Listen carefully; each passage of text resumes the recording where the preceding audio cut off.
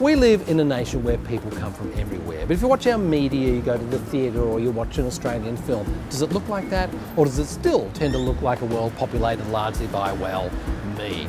That's pretty much been the case until recently, but I think in 2017 it's got a little better. On our theatre stages, there's some plays. In our movies, there's some good casting. On TV, there's some shows. We're off to the pub, and this week we're going to meet 3 people who in particular are going to focus on TV and look for shows that depict the real world.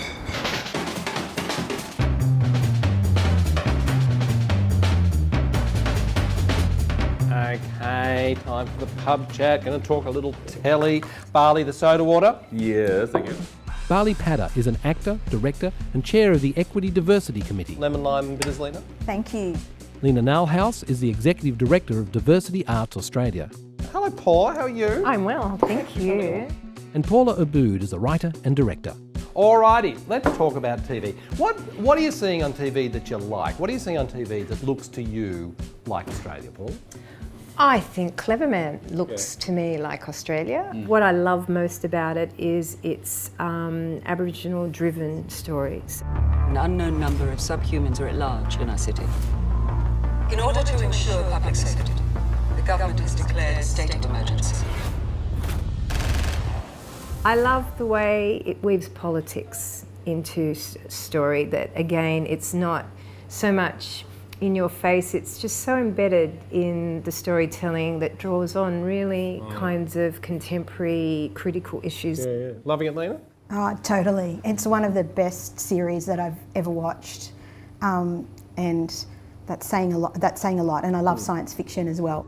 And you know, characters like Waru, you know, who are these leaders kind of for the people, and you start off having a lot of sympathy for, and seeing how they kind of get corrupted. And you know, I've definitely seen that in a lot of migrant communities as well. Yeah. And when I guess non-white people have a lot of who don't necessarily have a lot of power, and then you know they become kind of ordained by the, I don't know how to articulate this, but they somehow become ordained by the establishment and negotiating all of that. And kind of, he doesn't even get the fact that he's no longer representing the people. He has got no reflexivity. They're trying to wipe us off the face of the earth. Well, then we need to stop him. Do we sort of have to go to a fantasy almost to get the reality? Yes. Is it a bit like that, Val? Yeah, but I like the realism of the family law. Chinese New Year is all about renewal, fresh starts and new beginnings. All this, divorce suits you. You think mommy need a boyfriend? Why would I need Because Dad's got a girlfriend! Well, I'm loving that it's a comedy which is about a family that is, I guess, struggling through a breakup. I particularly love the character of the mother, Jenny. She reminds me of my mother as well, where she just does everything for I guess for her children and for her life as well, and for her own identity. Ben, can you imagine squeezing a lemon out of your penis hole? Can I blow out the candles now? So much pain. This is why kids should always thank their mummies on their birthday. There are just these little gold moments she's just wanting to achieve the best for herself and her children and her family. Did we just have to wait until there was enough of an audience for that? And by that I just mean in terms of numbers. There's enough people who are first, second, third generation immigrant to Australia post-war to understand family law. I don't think so. I mean, I think that there have been shows like Family Law, that are, you know, kind of have a relevance here, that are made in the US or made in the UK or other places. And I think that we've actually kind of lost a lot of opportunities for audiences, because those stories speak to us, even if we're not from a Chinese background. You know, they kind of speak of those other experiences, and they speak to a lot of other people. But I remember watching a lot of American TV, and even a lot of African American TV, and actually connecting with that more than I could connect with the locally produced content. Watching Master of None at the moment, it's a US series, but it definitely talks about, you know, very similar kinds of issues that that are local, and I can really connect to the stories. I don't think that it's just a demographic issue. It's about who's making decisions and who's deciding, who's being the, who's deciding what people want to watch, and changing who is in power and making those decisions. And growing up in Western Sydney, around the Blacktown area, a big South Asian population there. My parents are Indian migrants, and a lot of our extended family, relatives and friends of the family all have satellite dishes beaming over content from India because the content on Australian TV just doesn't speak to them.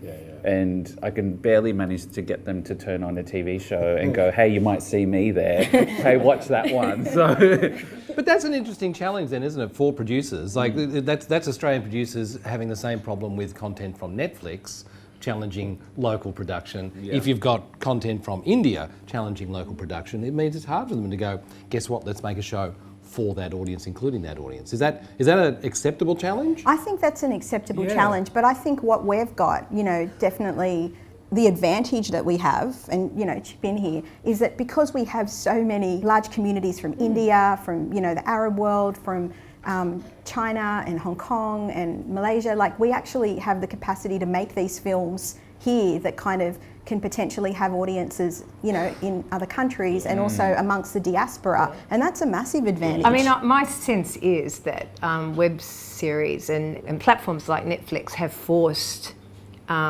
mainstream broadcasting and producers into actually taking the blinkers off because it's now competition. I don't necessarily think that would have happened without the forcing, and I think that's why I think Master of None is quite successful. Aziz Ansari, who's the main protagonist in the series Master of None, he's come out of comedy, and so I think there's this kind of renaissance happening in that around those platforms where minorities and underrepresented groups feel now I can kind of have the creative control over my own story. I think in mainstream you don't get that kind of creative control, and that's where things kind of get whitened up a little bit. We need you to do an accent. You mean like an Indian accent? Ben Kingsley did an accent in Gandhi and he won the Oscar for it, so... But he didn't win the Oscar just for doing the accent. I mean, it wasn't an Oscar for Best Indian Accent. I want to know when you watch shows like Master of None or Clever Man or Family Law, like what's your, how do you engage with them? Well, Master of None's a good example. That's one I've probably seen most of. I just engage with that as a comedy. He's really funny. It's a great scenario watching him deal with life as immigrant, a second generation immigrant. But I don't know that I'm watching it with any different view than watching Louis C.K. Like I'm no more relating to Louis C.K. as a middle-aged white man. Like I'm not Louis C.K. I'm not living that sort of life.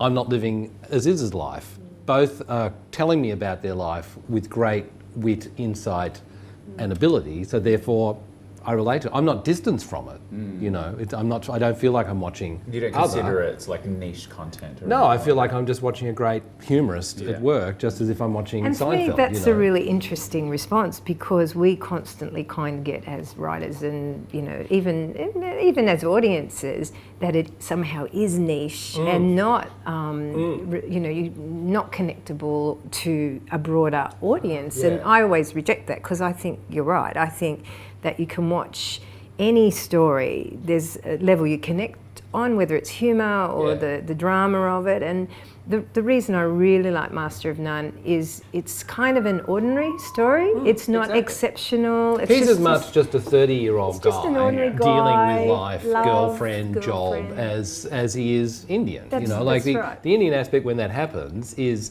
hilarious.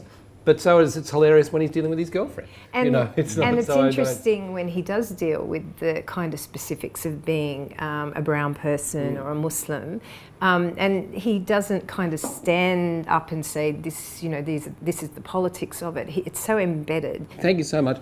Am I right? It's a little better? It is a little better. A little better. If we had this conversation 10 years ago, we'd be much angrier. This now, it's like, it is better. Fantastic. Cheers to that then. Yeah.